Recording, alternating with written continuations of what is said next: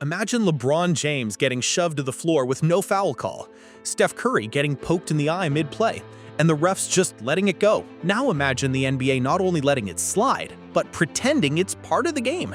That's what Caitlin Clark is living through right now in the WNBA. And here's the thing, this isn't just about basketball. This is about money, momentum, and the survival of a league that finally has the star it's always dreamed of. So why isn't the WNBA protecting her?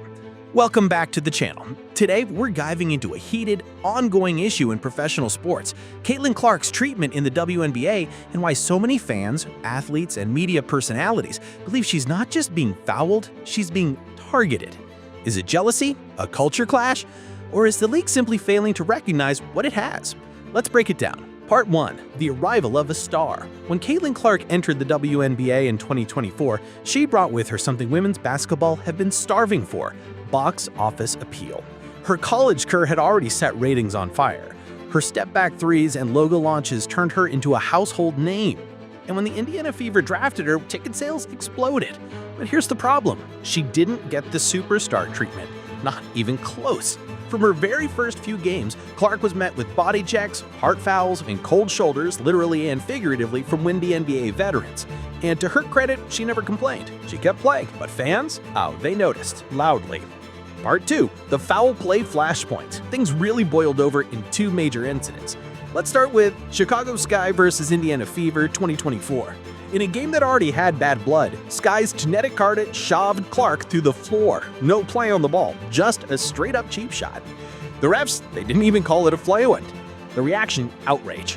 And when Angel Reese, her college rival, was seen celebrating that shove from the bench, the temperature of the entire league shifted. Fast forward to Fever vs. Sun 2025. This one was personal. Clark and JC Sheldon already had a rivalry brewing. The game was physical from the jump.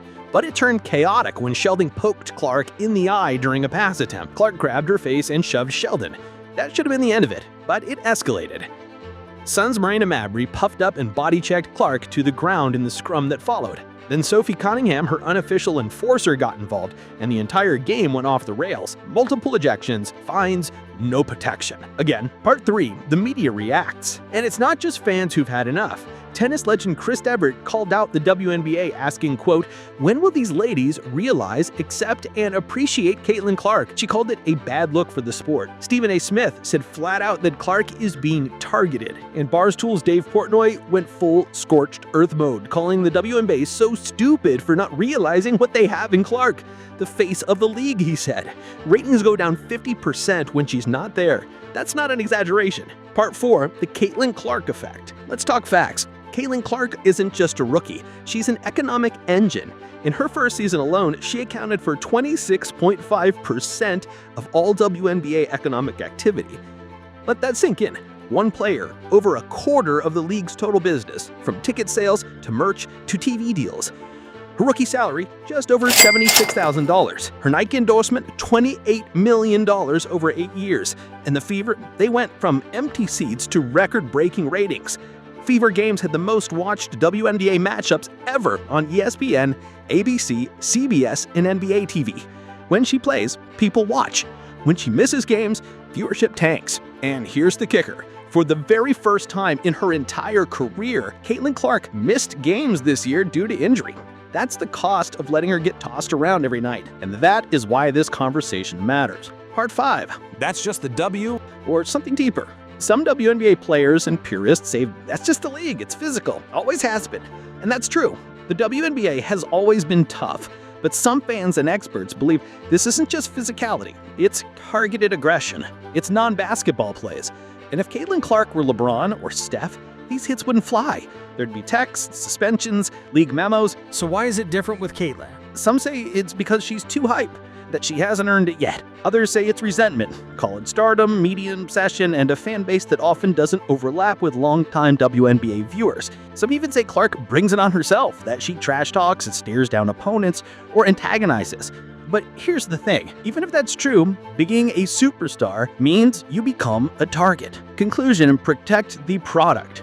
Caitlin Clark isn't asking for favors, she's asking for fairness. And if the WNBA wants to grow, To really cash in on its biggest moment, it has to step in and protect the product, because whether people love her, hate her, cheer her, or boo her, everyone is watching. The WNBA finally has its LeBron, its Steph, its Jordan.